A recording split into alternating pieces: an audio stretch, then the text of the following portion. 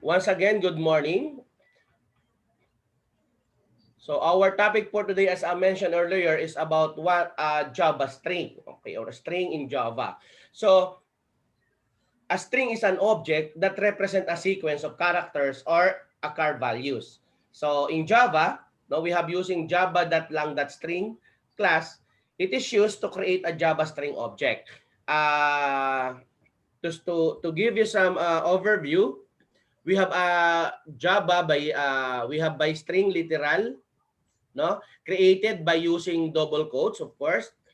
We have also by new keywords, no. It is created using of course the word new, no. Then it creates two objects, a string pool and heap, no. And once reference variable where the variables s will refer to the object in the heap. Okay, so the Java string pool refers to collection of string which are stored in heap memory.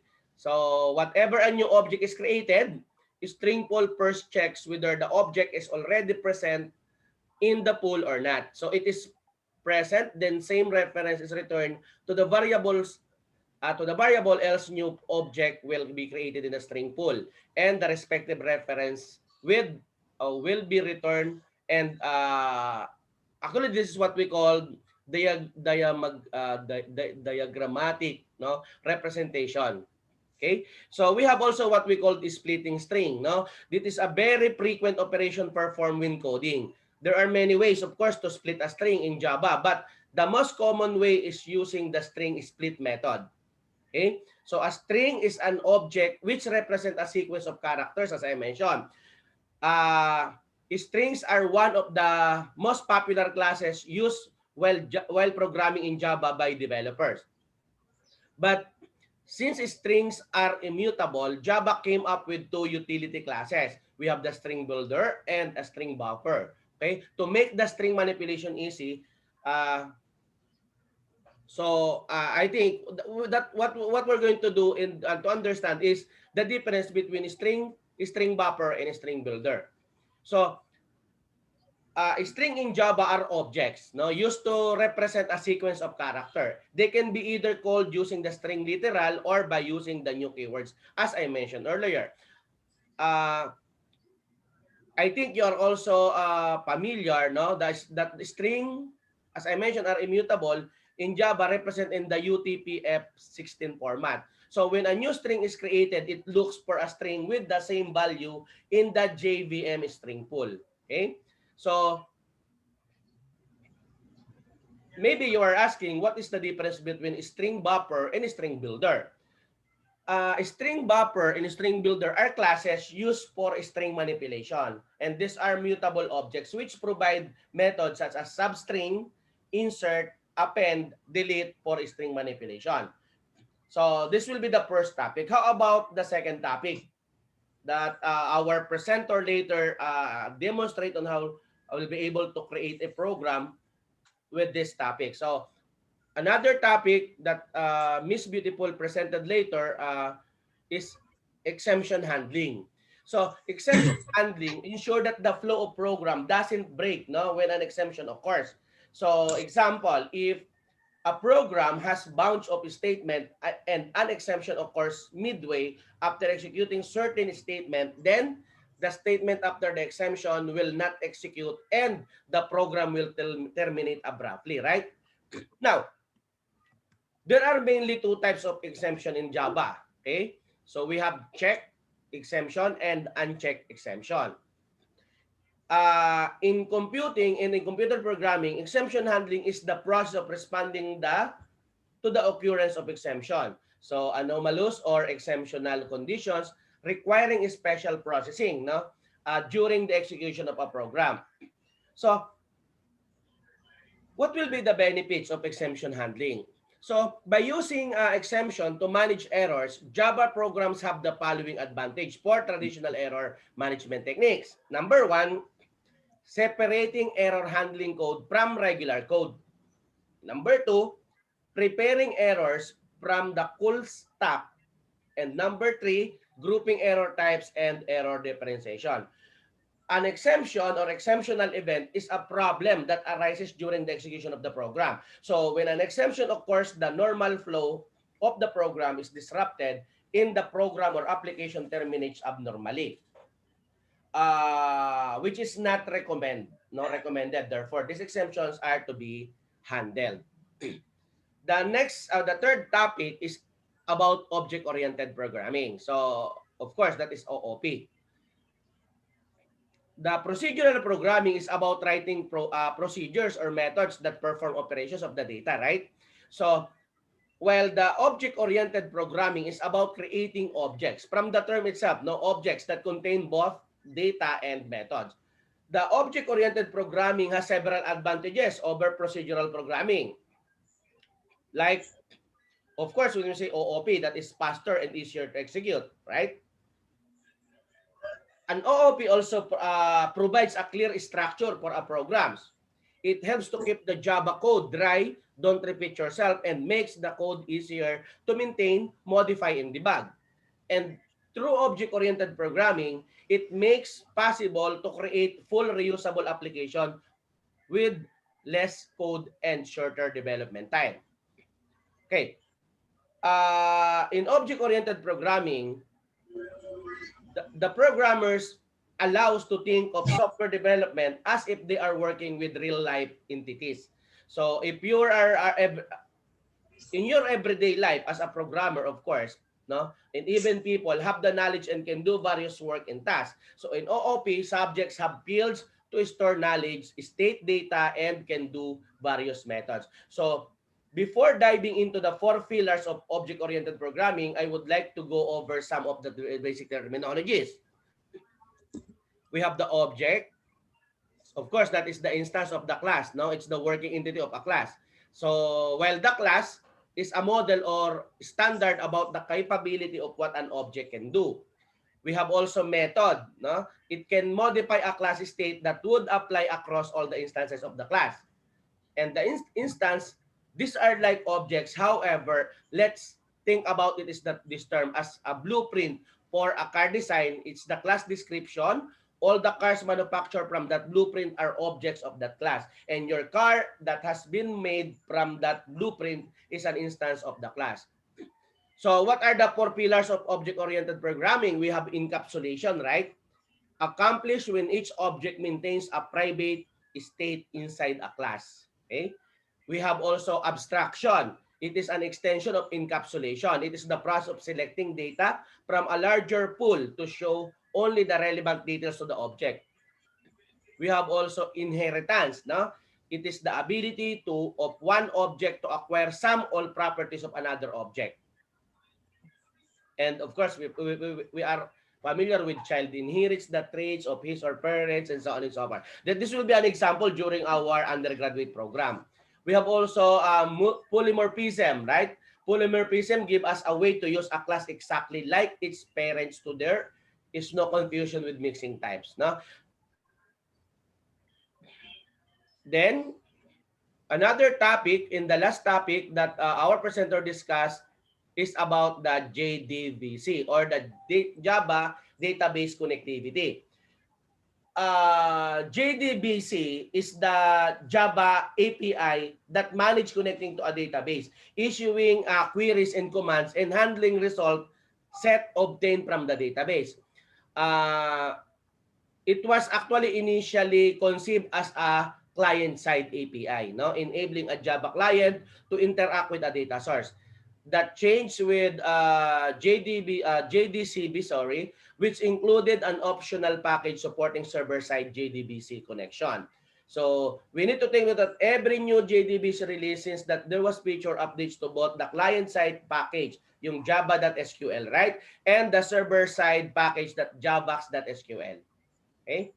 So how JDBC works, no? So it supports communication between the Java application and the JDBC manager. It drives supports communication between the JDBC manager and the database driver. Okay? So to give us more details about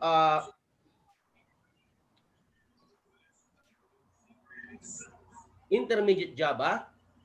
Let us all welcome Madam Alexa Keline Ayes.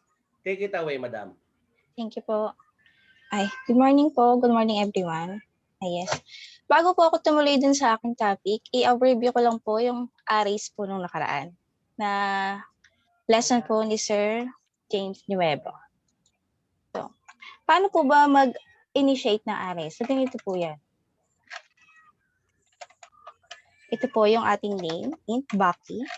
Gamit lang po ng brackets equals new int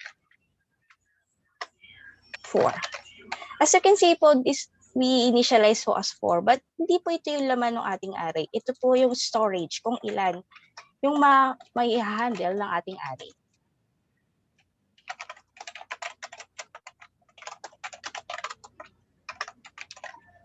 Para po lagyan ng laman, ganito lang po.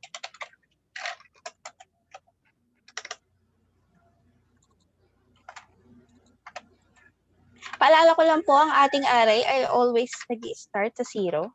So kung meron po tayong 4 elements po siya, ang ating pong index ay 0, 1, 2,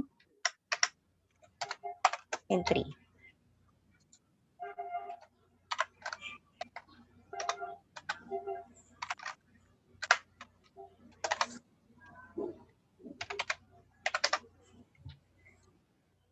Nilagyan na po natin yung ating index Baki 0, index of 0. Lagyan naman na po natin yung 1.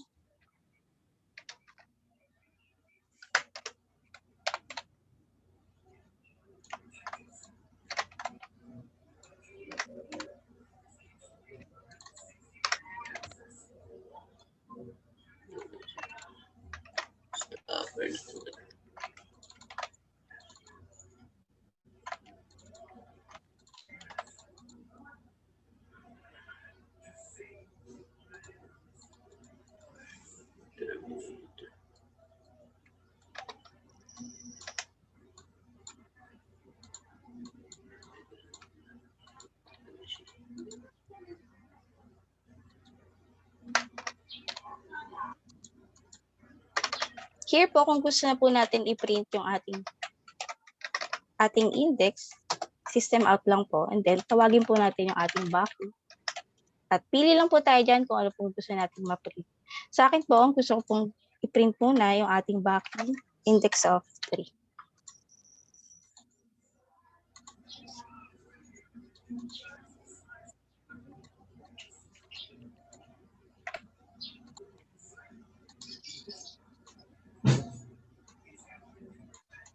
Itingnan nyo po, ito po yung ating laman ng ating Baki index of 3.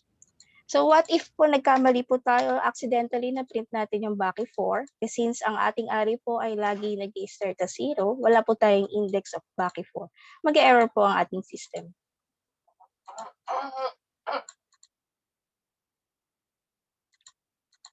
Marami pong ways para makapag-initialize po ng ating array. Ito po yung isang way. Meron naman pong isang other way na tinatawag po nating array initializer, kung saan hindi na po natin kailangan ng ganitong kahaba at syntax. Ganito lang po yung gawin natin. Erase ko na po ito. Gamit lang po ng curly bracket. At doon na po natin ilagay yung laman ng ating array sa loob.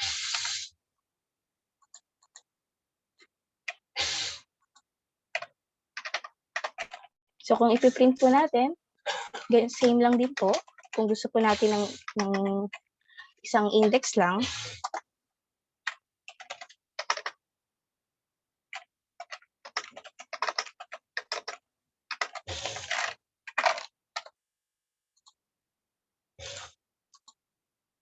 piprint ko po yung Baki 2 para makuha po natin yung 5. Lagi po natin tatandaan na nag-i-start po ito sa 0. So kung gusto ko pong ipalabas yung 5, 0, 1, 2. Index of 2 lang po ang gagamitin natin.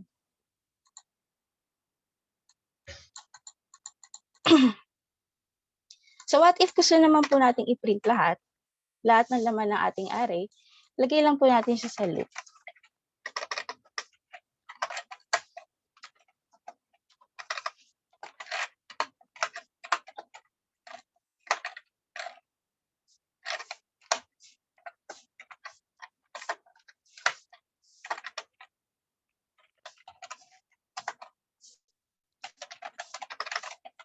backing I. As you can see po, I po yung ginamit ko kasi since ito po yung ating iterate, yung nag-iikot sa ating loop. So, I is equal to 0, I is less than to 4. Bakit po 4? Since ang ating array naman po ay 3 lang. So, 0, ang ating index, ang ating element po ng array ay 3 lang. 0, 1, 2, 3. So, magtutrue pa rin po siya dito. I-print po natin. Ito po siya. May iba pa pong way, kesa gamitin po natin itong 4, yung tinatawag po nating dot length function. So, ganito po siya. Baki.length. Ito pong dot length na to, ito yung magbibilang na sa loob ng ito na po yung magbibilang ng ating array. So, same lang din po yan.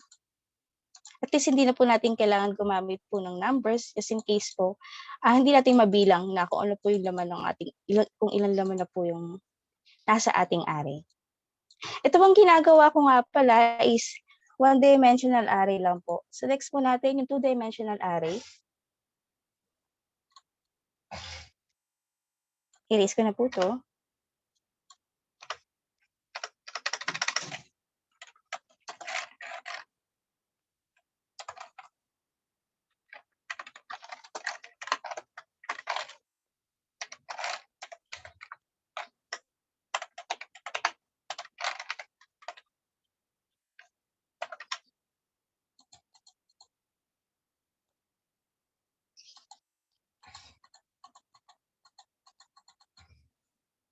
Five, six, seven, 8.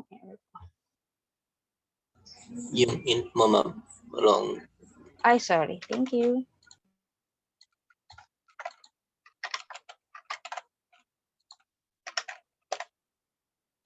Nga po pala, medyo bago pa lang po rin sa akin itong Java.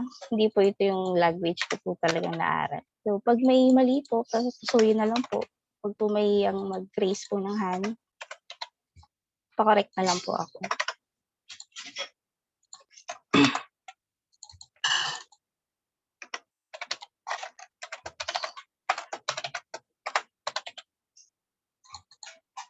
Ito po yung ating one-dimensional array. So, what if kailangan pa po nating store itong array sa isa pa pong array?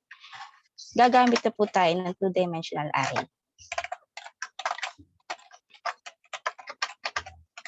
Ganito lang po. Declare po ulit tayo ng variable. So, yung first bracket po natin, nag-signify po sa rows. So, ilang rows po ba? 1, 2, 3. And then yung next po natin ay pang column.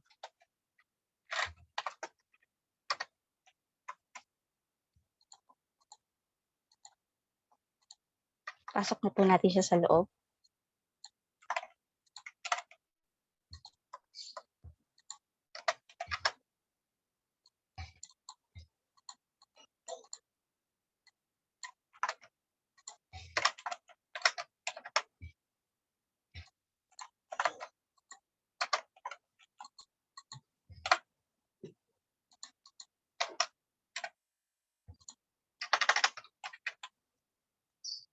And then baka po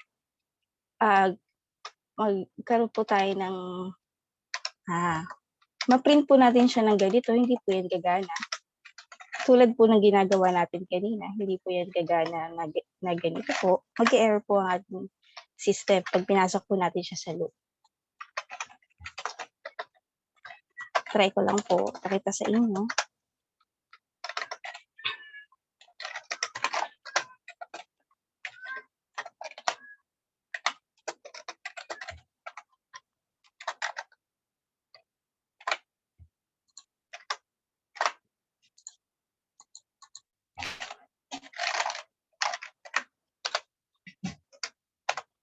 Ayan. Baka po masagi po sa ating mind na ganito din po yung ating pagpiprint sa ating two-dimensional array. So as you can see po, mag-error po ang ating system.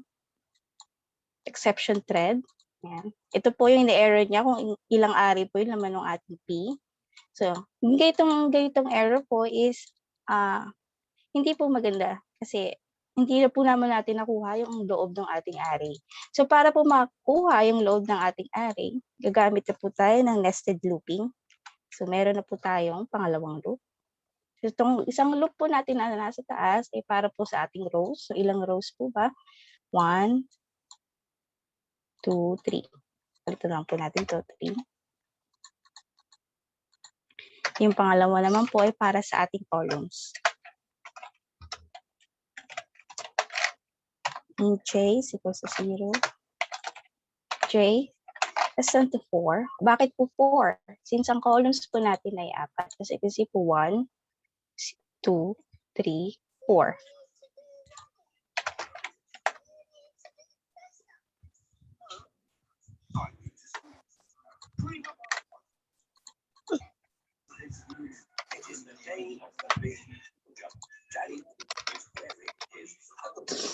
So, para po ma-print yan, hindi na po natin tatawagin na ganito. Dalawa na po sila, para sa yung isa para sa rows, at yung isa naman po ay para sa ating columns. Ayan, na-print na po natin siya lahat. So, the best way po to do that, para mas maganda pong makita yung pagpiprint po natin, ay yung ganito po. Tanggalin lang po natin yung LN na nagsisignify po ng new line. Print po natin sa labas. Yung pang break line po natin.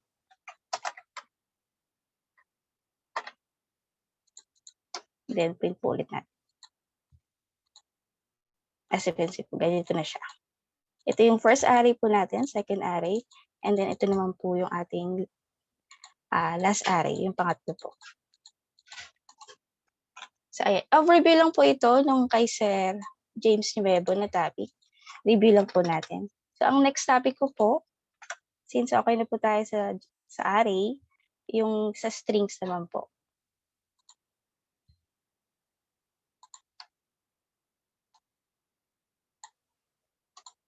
So, ano po ba ang strings? So, sabi po ni Sir na review na po tayo. A strings po in Java is a collection of an object which contains method that can perform certain operation.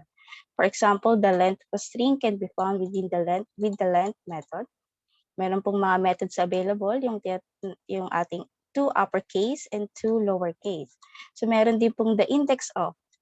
Ito po yung gagamitin po natin ito mamaya. Papakita ko sa inyo kung paano po ginagamit. The index of method returns the index, the positions of the first occurrence of the specified text. Dito pa, emphasize ko lang po to, the first occurrence. So, kung gagamit po tayo nito, lagi yung pinakauna po, yung hahanapin niya. The plus operator can be used between strings to combine them. So, this is called concatenation. So, hands-on na po natin. Wait lang po.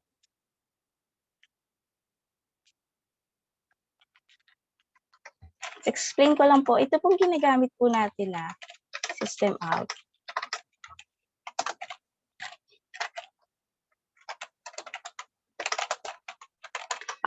Itong lagi natin ginagamit ng system out print line ay object po pala sa Java. So, ito po ay sequence ng characters. Kung papapansin nyo, para po siyang array. Nag-i-store po siya ng sequence of characters, kasama na rin po yung ating white spaces.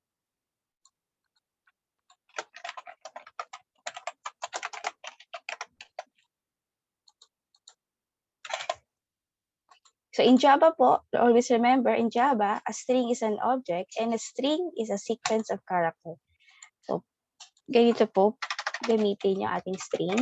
Meron pong marami pong way para magamit po siya using po this new string.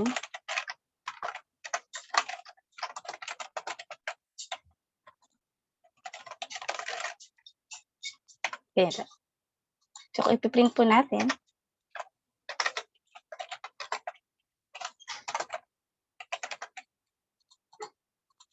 str variable. Ayan.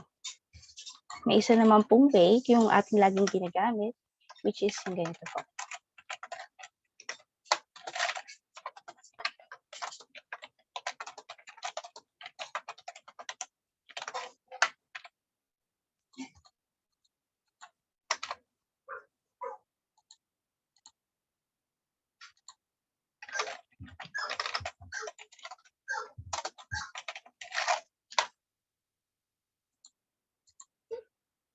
Ayan. So, same lang din naman po siya. Different way lang po ng ating paggamit ng ating string. So, sabi ko po kanina, gagamitin natin yung length method ng string. So, kung paano po natin gagamit yung length? Yung length method po ay yung nagbibilang ng kung ilang characters, kasama na po yung white spaces ng ating string. So, ganito lang po siya.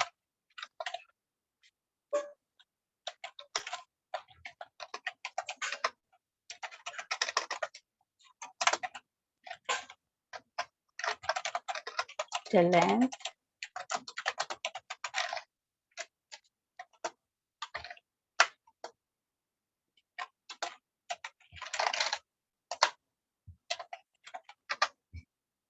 Ayan. Papasin niyo po, gumamit na po ako ng concatenation. Mamaya po, i-broad po natin yung explanation po this one. Ayan. The length of str2 is 21 po.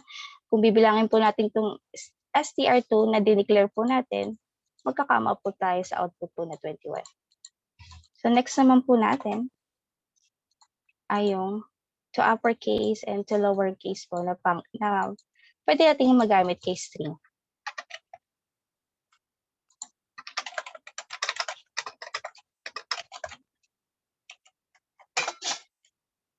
str2. As you can see po, pwede po natin mas uppercase yung ating string. And at the same time po, pwede rin po natin ma-lowercase.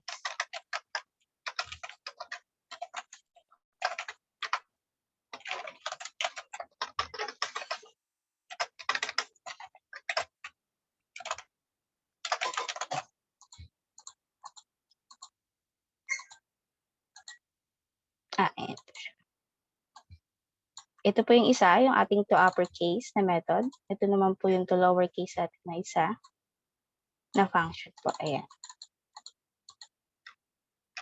So, ang next po natin, yung index of method para po kay string na nagre-returns po ng index position ng ating string.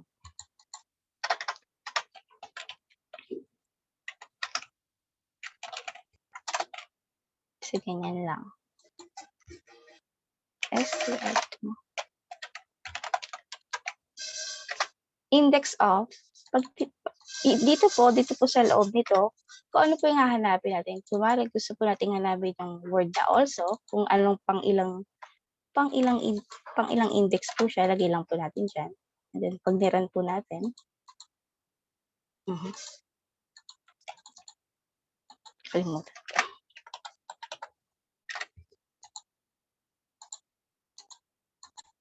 Ayan, pangalawa. So, 0, 1, and then 2 po.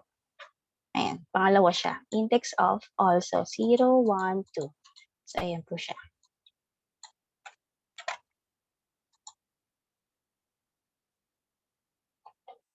So, what if naman po meron tayong text na kailangan natin mag-emphasize ng isang word sa loob po nun. Tulad po nito.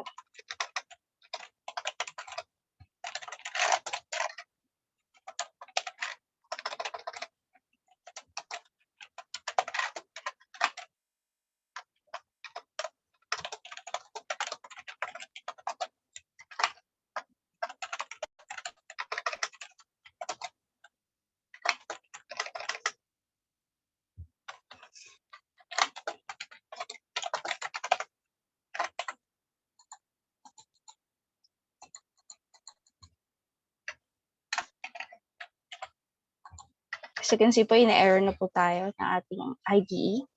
Since yung ganito pong setup, ganito pong syntax ay error po sa system po natin. Bakit po? Since ang backslash po ay ginagamit para po ma-prevent po natin yung ganitong error. Kahit i-print po natin yan,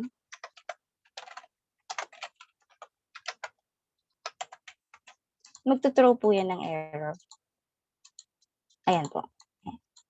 Kasi ito pong backslash, ito pong double quote po natin ay isang special character po. So, para po ma-prevent yan, we need to use the backslash po. This backslash po will turns a special character po into string character. So, add lang po natin yan.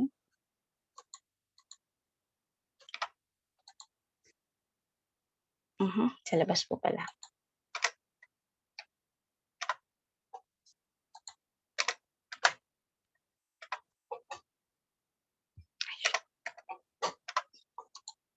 And para hindi na po siya mag-throw ng error. Ayan. So, nababasa na po ng ating program yung double quote po natin using the backslash po. So, ano pong next natin? Gawa na po natin to, ito, and then, ito po. Ang next po natin, yung tinatawag na concatenation to satin string using the plus operator po. At meron din pong ganito na pang-concatenate. Papakita ko po sa inyo.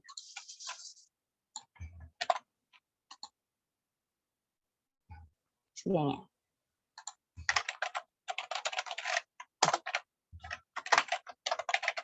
Hello. Plus po natin yung str2. Ayan. Tulad po ng ginamit ko kanina dito, gagamitin lang din po natin siya dito. Kung gusto po natin ipag-combine yung ating string.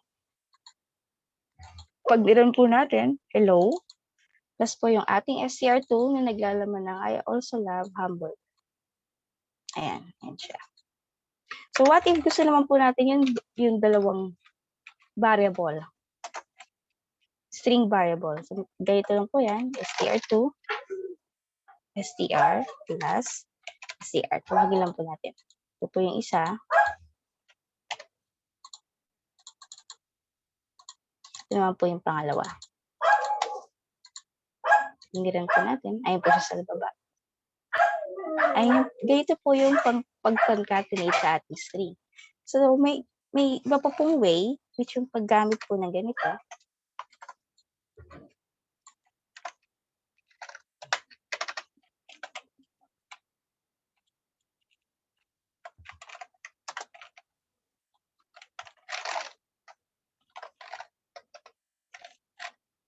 .concat.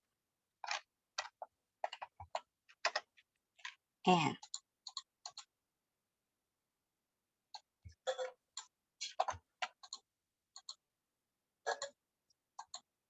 as you can see po, parehas lang po ng in-output. Ito po yung isa. Ito naman po yung pangalawa. So, matatanong niyo po, ba't kailangan pa po ba natin pag-iwahiwalayin yung strings natin? Very important po siya kapag meron po tayong system na naghahanap, na nag-save po ng bawat value. Example po, last name ng user, first name. So, very important po pag ganun kasi sa database po natin, as much as possible po, mapag-iwahiwalay natin yung data para mas mabilis po nating ma-query. So, ito po yung example.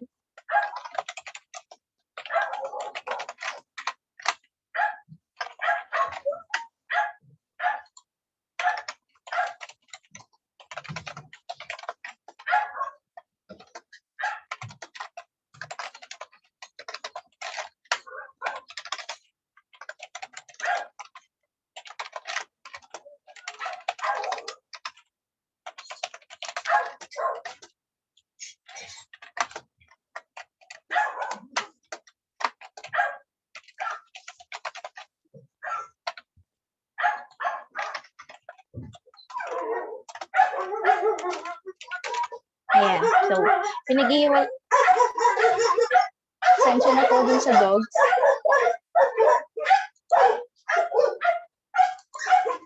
Ayan. Pinag-iwalay po natin siya para in case po, kailangan natin i-save sila ng individually, nasa-save po natin siya. So, kung tatawagin naman po natin, for example po, you're successfully logged in, Mr. Reyes Noel, ganito lang po. Pagsamahin po natin siya and then tip lang po natin.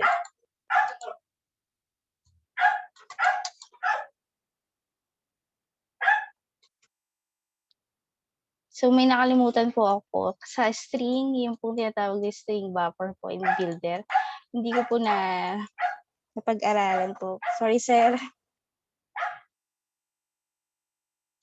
So, next na po tayo sa exception handling. So, what is an exception po ba? Sabi dito, an exception is an unwanted event that interrupts the normal flow of the program. When an exception occurs, program execution gets terminated. In such cases, we get a system-generated error message po. Why an exception occurs. There can be several reasons that can cause program to throw exception. For example po, yung opening a non-existing file in your program, network connection problem, bad input provided by user, etc. Sa exception handling, if an exception occurs which has not been handled by programmer, then the program execution gets terminated and a system-generated error message is shown to the user. So, ano na pong pinaprevent na ating exception handling? Pinaprevent po nito na mag-shutdown po yung ating pong program. Kasi po, kung marami na pong lines of codes at nagkaroon po ng error sa taas, hindi na po mag-shutdown na po ang ating program, hindi na po yun mag-run. So, para po ma-prevent yun, gamit po tayo yung tinatawag na exception handling. So, in-import ko na po lahat para magamit po natin yung scanner. Gagawa lang po ako ng program na i-divide po natin two numbers.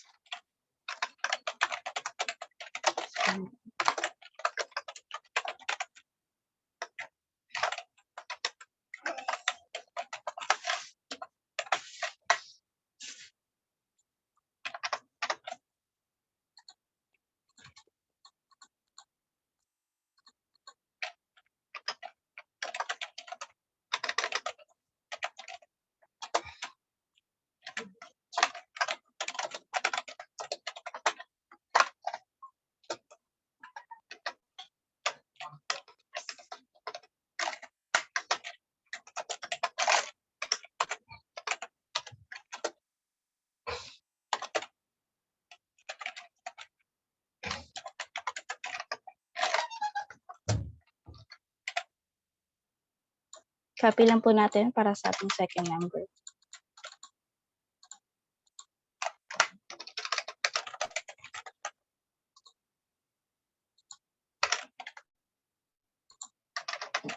And then, ito po yung sum. Kung saan po, makukuha po natin yung result kapag dinivide po natin yung dalawa.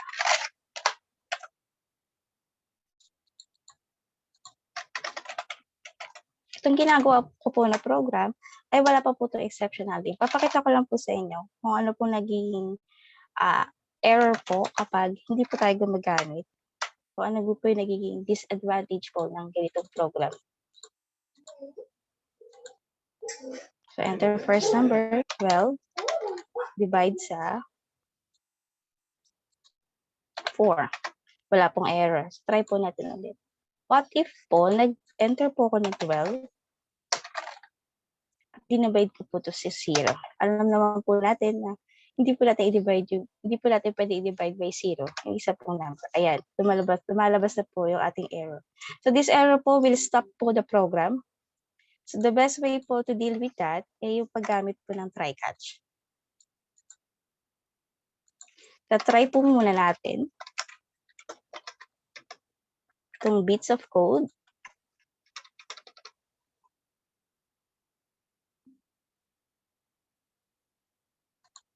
And then, kapag nagkaroon po ng error, ika-catch po natin.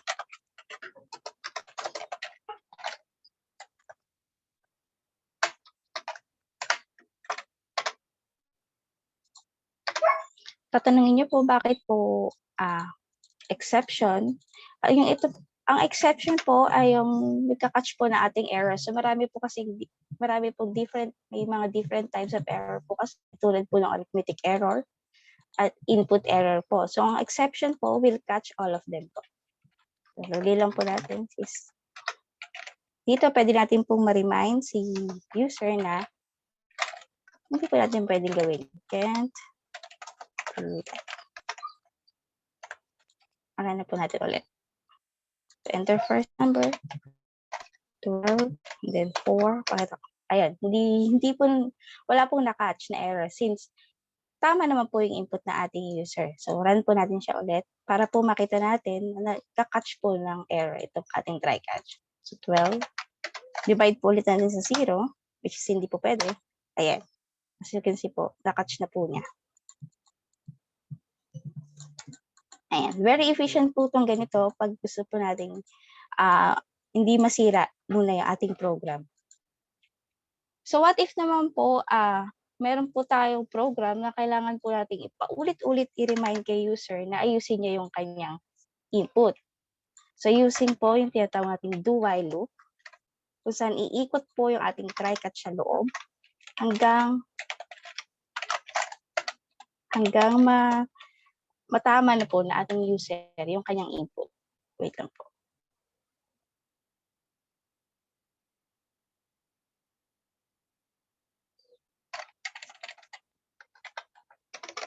X is equals to, naglagay na po ako ng condition sa ilalim. Lagay lang po natin yung int x. Int x.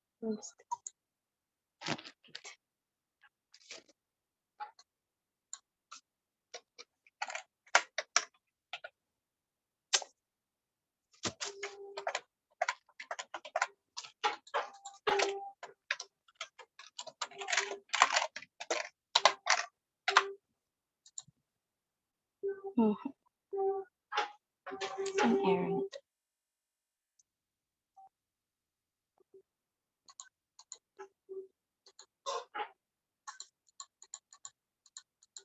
Wait lang po.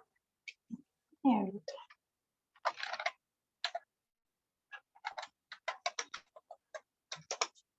Ayan. Yan po pala.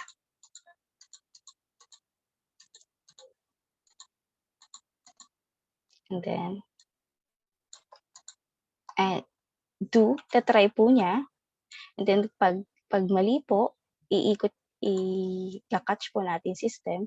So, para po mag-end po itong ating loop, lagyan lang po natin dito ng another variable kung saan papalitan na po natin yung value ng x. Gagawin na po natin siya. So, dito, mag-end na po siya. Since, kapag tumama po to, papalitan niya po yung x ng 2. So, hindi na po natin maiikot po ulit kasi ang condition lang naman po natin is while x is equals to 1. So, pag tumama po, 2 na siya. So, tapos na po yung ating do while loop. Basically. Enter first na 18, 10, 0. Or you can't do that. And again, iulit yung ating program about 12. Yan, 0 po ulit. We can do that po. Hanggang saan tumama po, 12 and 4. Ayan, tapos na po yung ating do while. So hopefully po medyo naintindihan po natin itong exception. Proceed na po tayo dun sa next. Ang next po natin yung OOP.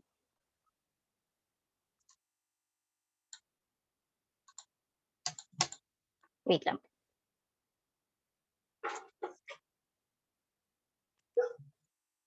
OOP.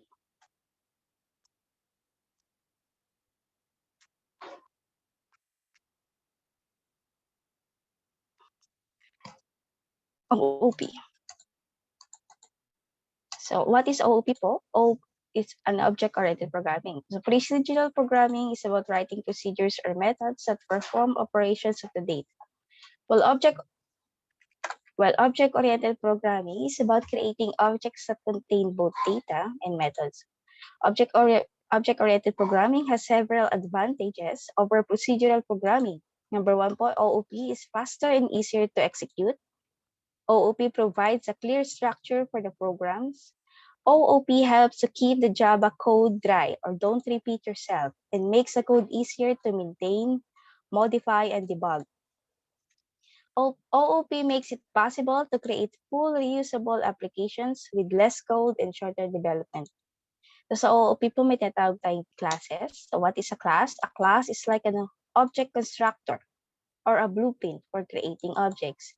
A class can have any number of methods to access the value of various kinds of methods. For example, barking, hungry, sleeping are methods. What is an object? So objects po have states and behaviors. Example, a dog has states, color, name, breed, as well as the behaviors wagging the tail, barking, eating. An object is an instance of a class. So hands-on na po tayo So ayun nga po, ang objects po in real world po is like cars po. They can accelerate, they can people can walk, people can sleep, run, and eat. Ayun po yung ating mga objects. Similarly po in software, we create objects po that have particular behavior and functions. So we ask these objects po to carry out their function, and as a result po, the system runs as expected. Now let's proceed na po. This simple demo po, we will create po a code for our robot. So example po, we will create po the functions of our robot. First po, gawa po tayo ng class. Hindi ko na po siya mapapakita. Ganito lang naman po. New class. And then po, gawa lang po tayo ng ganyan. Pangalan ng class. And then, ayun na po siya. So remember po, a class contains instruction po for how the objects created and behave. So lagyan po natin ng attributes yung ating robot. Una, gusto ko po siya lagyan ng name.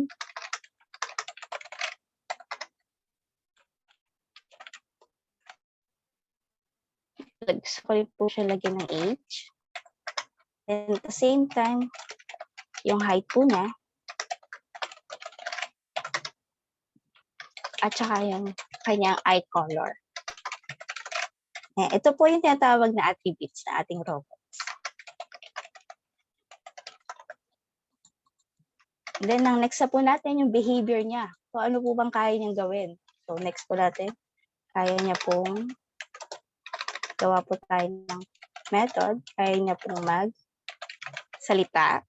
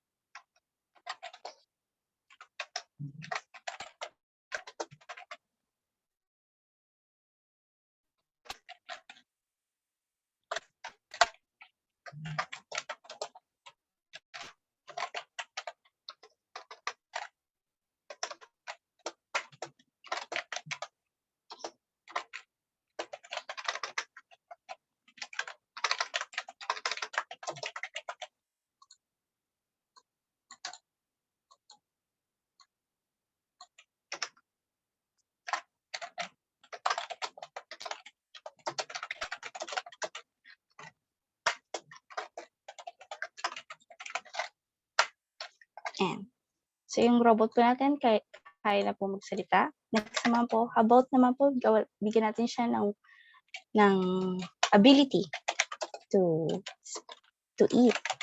Yan po natin.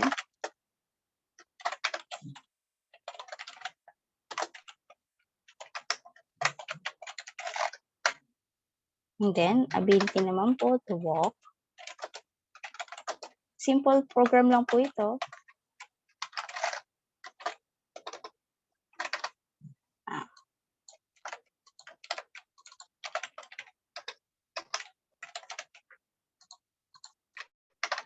Next naman po, gusto ko po siya bigyan ng function na makapag-work.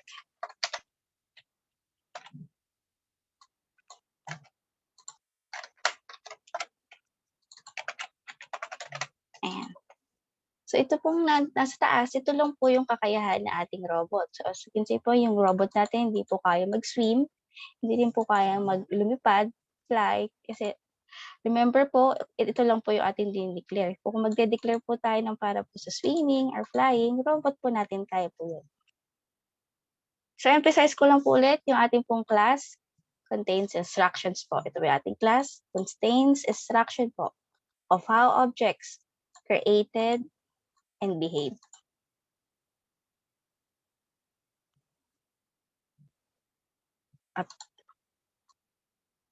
to see a robot naman po looks like when we activate it. So, paano naman po kung gusto natin i-activate ang ating robot?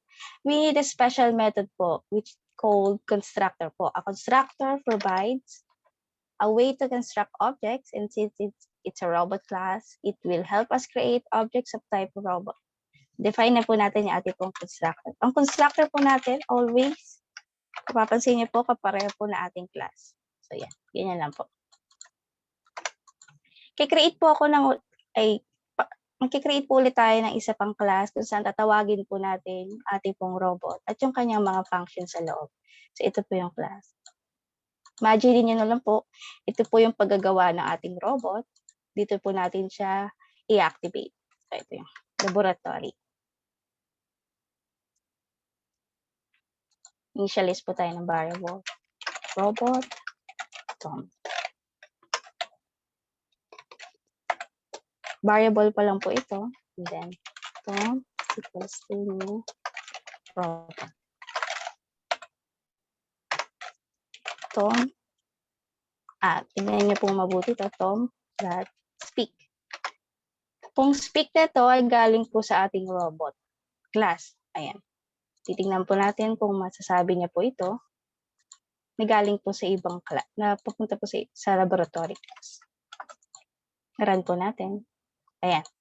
Nasabi niya, kaya lang po, yung kanyang mga values ay null or zero. So, dapat po, bibigyan po natin si Tom ng values po sa kanyang mga attributes. Tom.age equals to 5. Yung age, ayan, ito siya. Tom.name.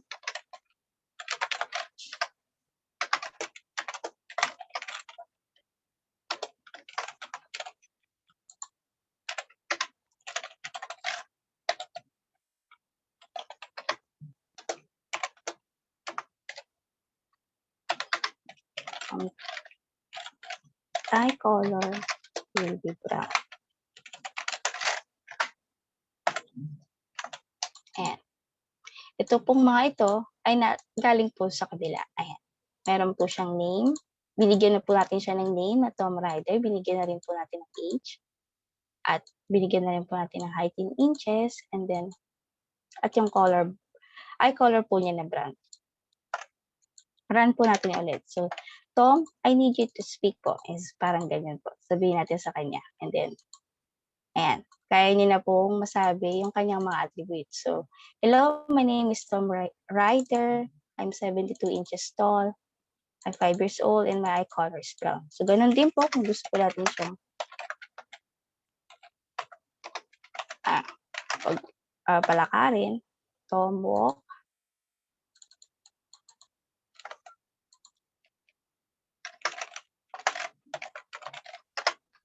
Work. Ayan. Ganyan lang po. Ayan. Ganito po yung kagandahan sa ating OOP. Kasi since iwahiwalay na po ang ating methods, kayang-kaya na po natin siyang matawag o magamit po sa iba't ibang way tulad po niya. So kung maglalagay po naman po tayo, kasi kung gusto po natin maglagay ng panibago po, Robot Joe, ay Joe naman po.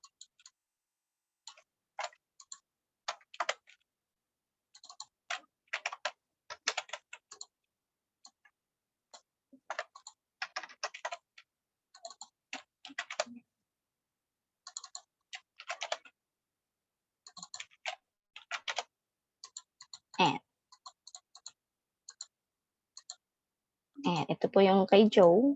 Ito po yung kay Tom. Since si Joe po natin binigyan ng value sa kanyang attribute. So, yun po yung advantage pag OOP po yung ginamit natin.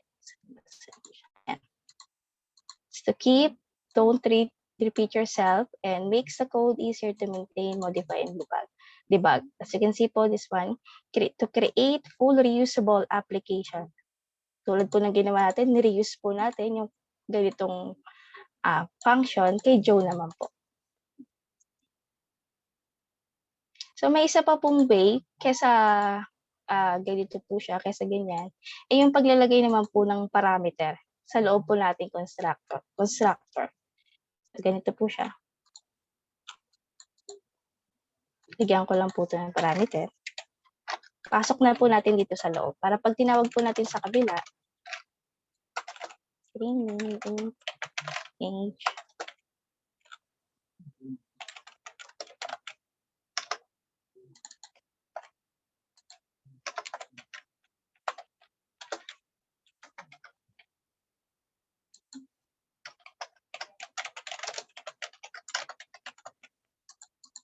and so, pag ganito po na nilalagay natin siya sa loob ng robot o as a parameter naman po siya, gagamit na po tayo ng tinatawag na this. So, this name, so sinasabi ko po na itong name na to ay mag-i-equals po sa name na variable sa taas. So, this age, itong age po na nasa loob po nating parenthesis, mag-equals naman po dun sa age. So, this, ganun din po sa height.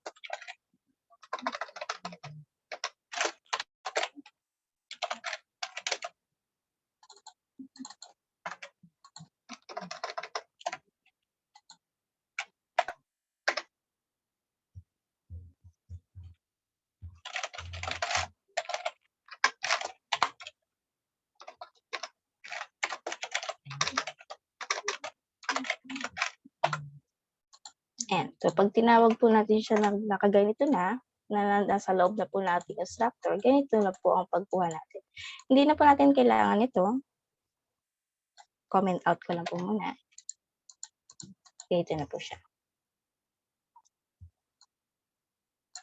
Burahin ko na po pala. And ganito na siya. Robot Tom. Initialize po tayo ng variable. Next, Tom. Is new robot. And dito na po, pwede na po natin malagyan siya ng attribute sa loob. Rider. Name, age. 7. And next, height. 72. Next po yung kanyang eye color. Name, age, height, at saka yung eye color niya po. So, pag tinawag po natin yung Tom.speak, ayan. So, you can see po, much lesser po ang coding kapag ganito po. So, kung gusto naman po natin si Joe, same lang din po siya. Palitan lang po natin si Joe.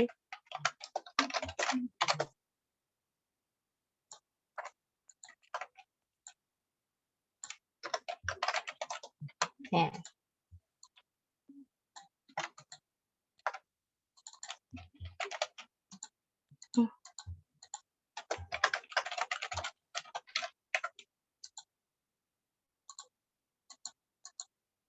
Ayan. Ito yung kay Tom. Ito naman po yung kay Joe. So, sana po malinaw po sa atin itong si OOP. Madali na naman po siya. Gagawa lang po tayo ng class. At the same time, gagawa po tayo ng attributes. At hindi po pwedeng mawala yung kanyang behavior. So, ito yung kanyang mga behavior. Makakapag-speak siya, eat, walk, and walk. So, just like po in reality po, tulad po ng cars, nakaka-accelerate po sila. Ganyan. Yung dog po, nakakapag-bark. So, same lang din po siya sa ating system.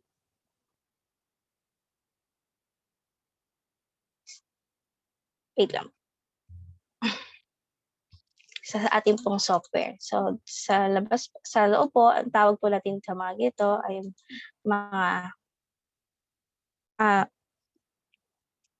what you call this, behavior po. Ayan. Methods and behavior po ng ating methods.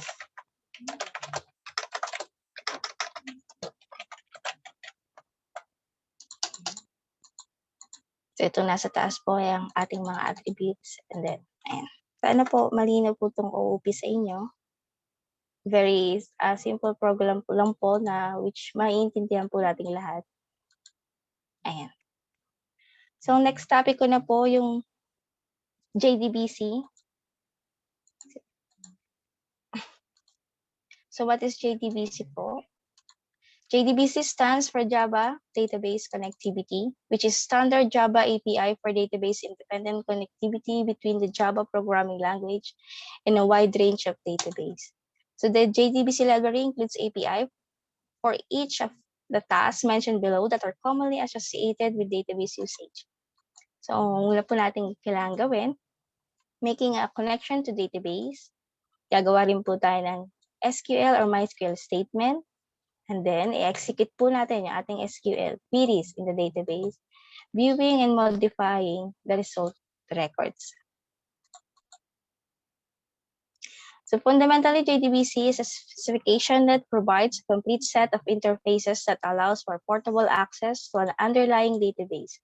Java can be used to write different types of executables such as Java application, Java applets, Java servlets, Java server page, enterprise, Java beans. So all of the different executables are able to use JDBC driver to access a database and take advantage of the stored data. So una-una pong ating requirements para makapag-connect po ang ating Java sa ating pong database is we need to have MySQL database installed. Para po, ang ginamit ko po yung subserver. Bibigay ko po yung link po sa inyo. Ito po siya. So next lang po, download for Windows, download for Linux, or download po for sa. Next lang po, hindi ko na po na record since nagta-trial and error po ako kahapon kasi may nagamit po ako na hindi po gumana. So, pasensya na po, ayan. And then, pag na-install na po natin siya, patakbuhin lang po natin yung Apache, ating MySQL start.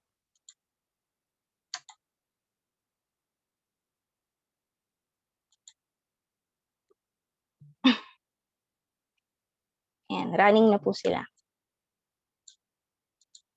And then, ang next po natin, ay ma-download po yung ating JDBC MySQL driver. Follow lang po itong link. Kataka na po siya sa inyo. And then, click lang po to. Kung Windows po kayo, and then, or pag iba naman po, select lang po tayo ng operating system. Windows po yung aking desktop, so Windows po yung gagamitin ko. And then, download lang po natin. Click po natin ang download. Lagi po no thanks, just start my download para hindi na po tayo mag-lag. So, after po niyan, pupunta na po siya dito. Extract lang po natin. Ayan siya. Extract lang po. Ito po magiging kalabasan niya. So, ayan. Wala na po dito. Kung JDBC lang po ang gusto nyong i-download, punta lang po ito sa MySQL, tapos hanapin niyo po yung kung connector Java lang po ang gusto natin i-download, punta lang po dito sa MySQL connectors. Then, hanapin po natin siya dito. Hindi na po lumalabas yung sa akin dito since tapos ko na siyang ma-download. And next lang po, kaya hindi na po siya nalabas. Kaya ganoon lang din po, next lang. Sa hands-on na po tayo. Paano siya makonect?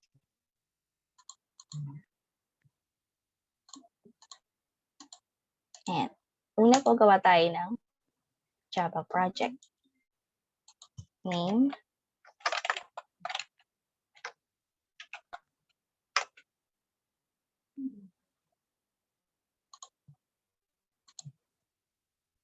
Finish. Ayan siya. Wait lang po.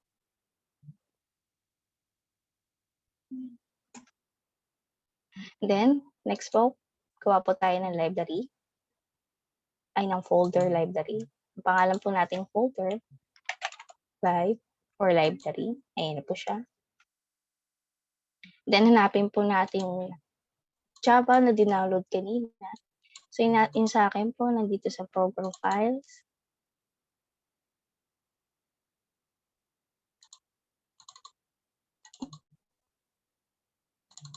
And drag lang po. Ito lang po ang need natin. So, ito lang po yung ating i-drag.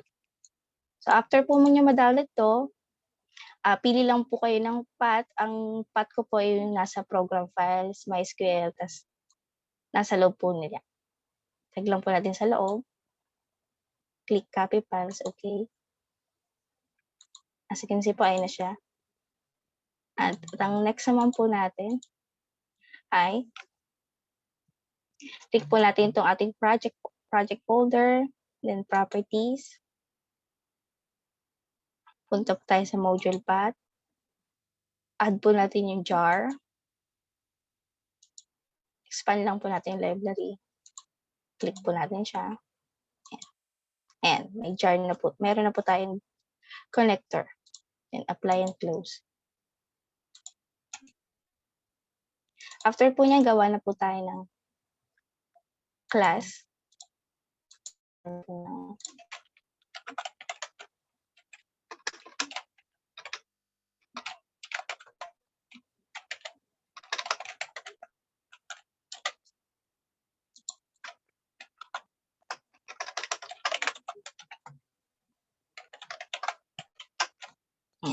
Package, don't forget po, tsaka yung name ng ating class.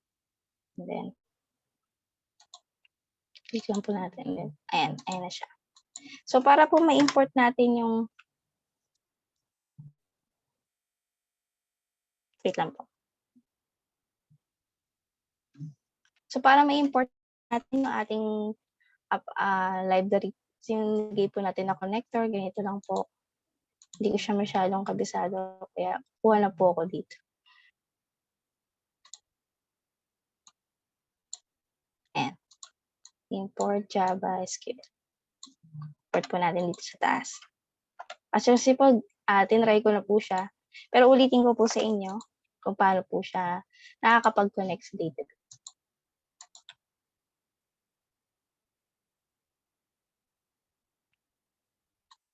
Ayan. So, ang una po, sa requirements natin, development, add MySQL database driver to class path. Kung nga pala po, pag natapos nyo na pong i-download yung SAMP, punta lang po tayo dito. Localhost. PHP may admin. Wait lang po. Bagal na.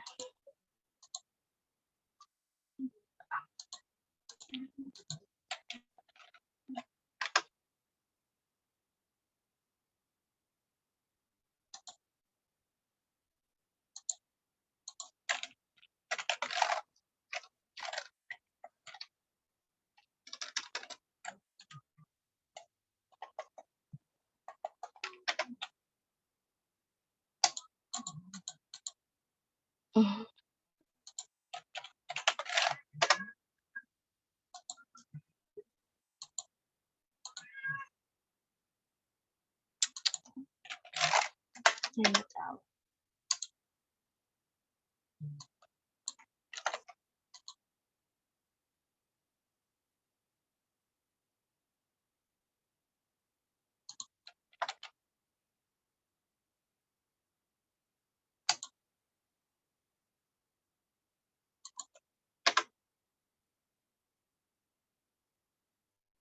For some reason po, hindi ko matawag yung ganito lang. Nagde-direct po siya sa Google. I don't know kung bakit. Ayan. So, ayan po. Punta lang po natin to. Sa akin lang po itong error. Nagdidiretso po siya sa ating Google Chrome. Ayan. So, ito po. Heads up lang po pala. Pag gagawa na po tayo ng Java connection sa ating MySQL, need po nating matutunan yung ating pong syntax MySQL, yung ating pong basic. Tulad po yung mga ganito, select asterisk from demo or insert into TBL para po mas maganda na rin pong i-aralin po natin siya since yung ating pong gagawin na Java ay may mga ganitong syntax po. So, ayan, gumawa na po ako ng table. Ganito lang po ang paggawa. Yung new table po. Yan yung ID po. Ganyan na naman po. Click lang po natin lagi to para po maging primary key yung ating ID at maging auto-increment. So, first name,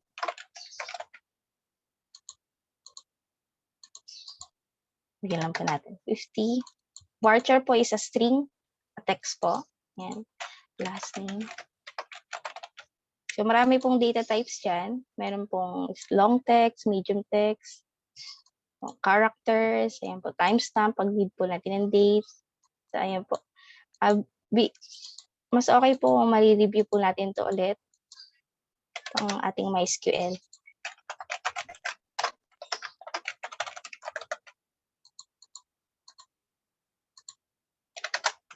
Ayan. Ito po yung pangalan natin table. Test. Table. Save lang ba natin? Ayan. So, meron na pong test table tayo dyan. Wala pa po laman. So, ganito pong pag-i-insert. This one po, ito pong sinasabi ko po sa inyo ay pang sample lang po. So, kung mag-i-insert po tayo na gagawin natin sa ating system, sa ating Java program, hindi po ito yung way kung paano po tayo mag-insert. Pinapakita ko lang po sa inyo para magkaroon po ng laman yung ating table. Ayan, pag na-insert na po natin, ayan, may laman na siya. Select asterisk from test table. Ito po yung nag-view kung lahat ng laman po ng ating table. So, ito po yung gagamitin natin demo. Which is meron na po kung may laman na po yung ating table, nagawang ko na po kahapon. At the same time, nakapag-insert na rin po ako ng data gamit po ng ating job program. So, mamaya po papakita ko sa inyo kung paano po mag-select at mag-insert po. Ayan. Balik na po tayo dito sa Hanson. So, ang next po natin, get a connection. So, need po natin ng connection. Get.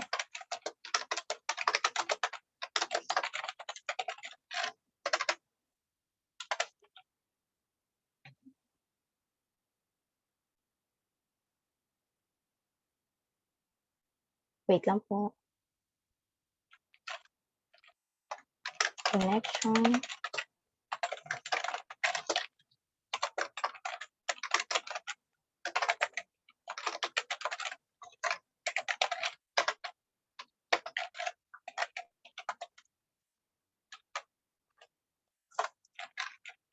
MySQL. Localhost, since localhost po ang ating server.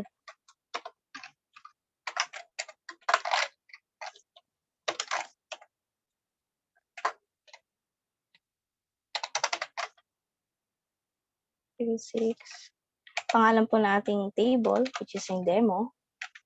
Pangalan po ating database, which is yung test. Ito po yung pangalan nating database. And test. And then, yung ating pong username sa database. So, ayan. Ang username ko po is root. Hindi na po ako naglagay. At yung aking password naman po ay wala naman po na laman. So, kung mapapansin niyo po kung saan ko kinuha yung aking username, ito po siya, user root at localhost. Yung password naman po is wala naman. So, nasa sa inyo po yan kung gusto niyo pong i-secure yung ating SAM, pwede po tayo maglagay ng password. So, bakit 3306 po? Ito po yung ating port na ating database, 3306. Ito po, yan. Yung test, yung ating database name, yung root, yung password, ito naman pong blank ay ang aking password, yung password ko po. So, pagkatapos po natin makuha yung connection, gawa na po tayo ng statement. Create a statement.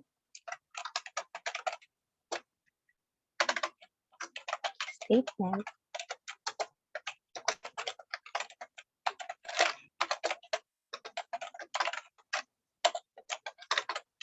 Create a statement. Nakakuha na ng connection, meron na po tayong statement.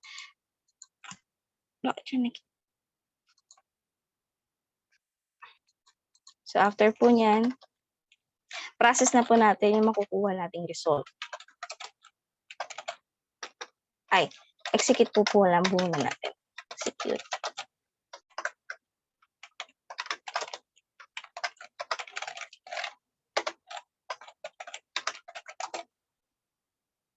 result, my RS. Variable name lang po yung my RS. My statement, tawagin lang po natin my STMT. Yung statement po natin sa taas. STMT. Execute. Means i-execute po natin yung ating query. Ito yung ating query po. Select lang po natin. Select. Asterisk. Gusto po natin makuha lahat ng laman ng ating table, demo. Ito po, itong demo po dito ay yung ating table name. Kung saan gusto po natin makuha lahat po ng laman nito. So, select asterisk from demo. So, ganun lang din po yung gagawin natin. Result, na. After po nyan, this one, i-process na po natin yung result na makukuha po. Process. Result. Ay, so bago po pala yan, nakalimutan ko pong maglagay ng ating try catch. Lagi po natin gagawin yung paglalagay ng try catch para hindi po tumitigil yung ating program.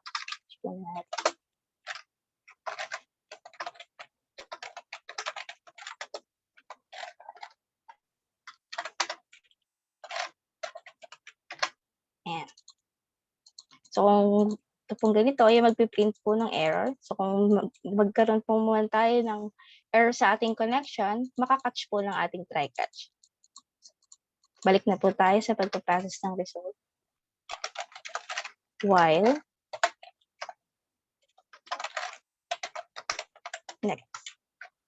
next function po, hanggat meron pong error ay mayroon pong rows, ipiprint po natin. Using by, ito po itong ganitong function, yung hanggat may rows po, hanggat nakakabilang siya ng rows, so 1, how many rows? 1, 2, 3, 4, 5. Ipiprint po ng ating pang-print.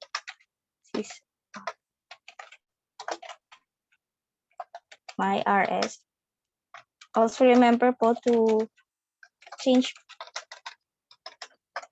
my always remember po na kailangan lagi natin siyang i-get string since yung iba ang alam ko po kasi kapag galing database ay naka parang date object para siyang what thing. Pag galing po kasi dito, ang alam ko po, kaya gini-get string po natin doon, ay para ma-convert po siya sa string. Kasi sometimes po, yung laman ng ating database ay hindi po string. So, pwede po siya yung mga objects.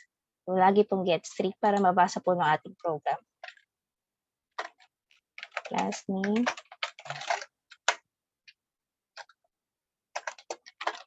Class.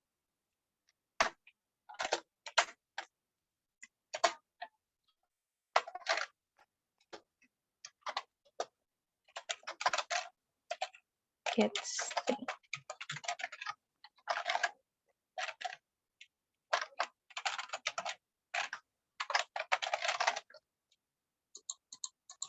And so, run na po natin.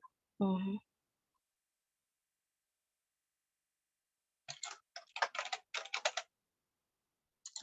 Mali po pala. Result set po pala dapat. So, una po, get a connection. Ating database. Create po tayo ng statement. Execute po natin yung statement na kinreate po natin sa taas. So, this one po, select asterisk from demo. Gusto po natin ma-view lahat po ng laman ng ating tables. And then, para po ma-view yan, i-process po natin yung result sa ganito pong way. So, hanggat mayroon pong rows, using the next function po, isi-system out niya po lahat. Run na po natin. And, as you can see po, yung laman po ng ating database ay nakuha po ng ating Java program. Reyes, Ana, Jerry. And, so what if gusto po natin ng makapag-insert? Hanggang makapag-insert na lang po yung aking i-present. So, hindi ko pa po natatakal yung makapag-delete at update. So bali po at hanggang sa makapag-insert na lang po yung aking i-present. So, una po, kuha po tayo ng connection. Create po tayo ng statement. Then,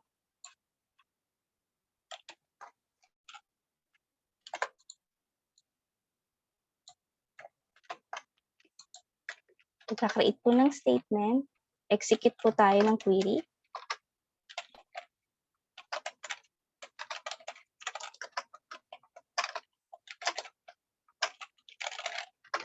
Using for this one.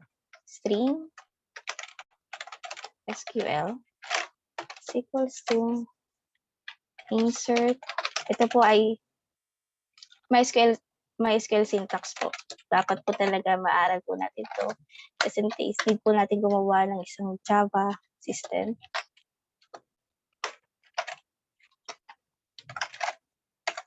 Last name.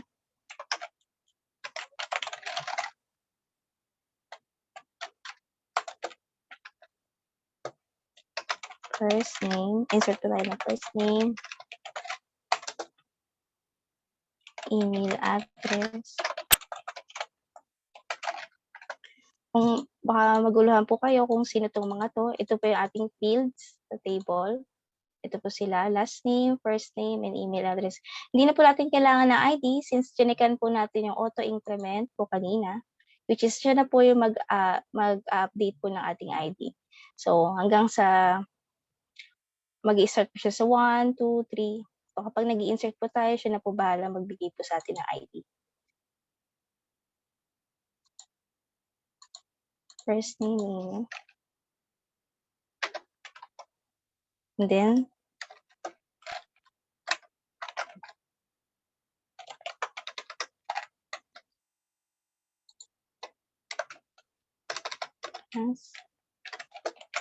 values, yung ipapasok po nating value sa kanila. So, sa last name po, ipapasok ko po is Brown. Meron po pala tayo.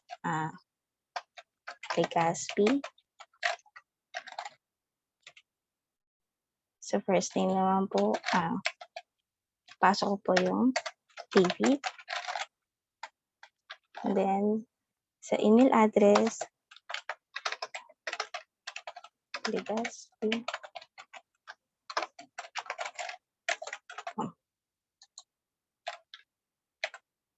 Ayan.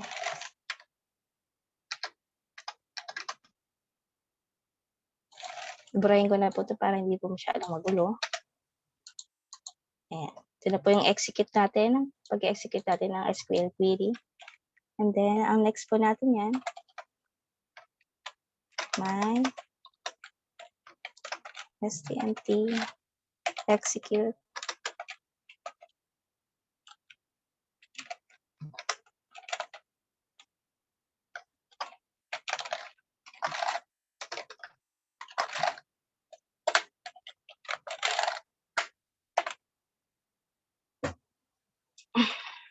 And then, system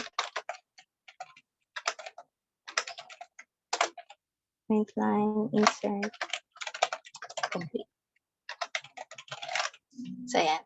Kuha po ulit tayo ng connection, create po tayo ng statement, execute, kuha po tayo ng SQL, execute po tayo ng SQL query. Ngayon po, mag-i-insert naman po tayo ng values sa ating database. And then, kapag successful po siya, magpo-print po yung ating system ng insert complete. Ngayon po natin i-run. May error. Saan siya?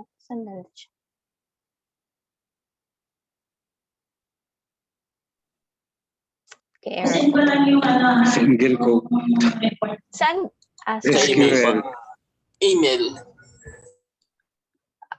Okay, thank you. And insert complete. Thank you po. Refresh lang po natin to. Then, ayun na siya. Yung in-insert po natin na data. So, ayun lang po yung topic ko. Yung medyo madami-dami po siya. So, sana po na intindihan po natin yung mga na-present ko po. So, sir, okay na po. Si sir. Okay, thank you very much, madam. Thank you for again reviewing the intermediate Java programming. So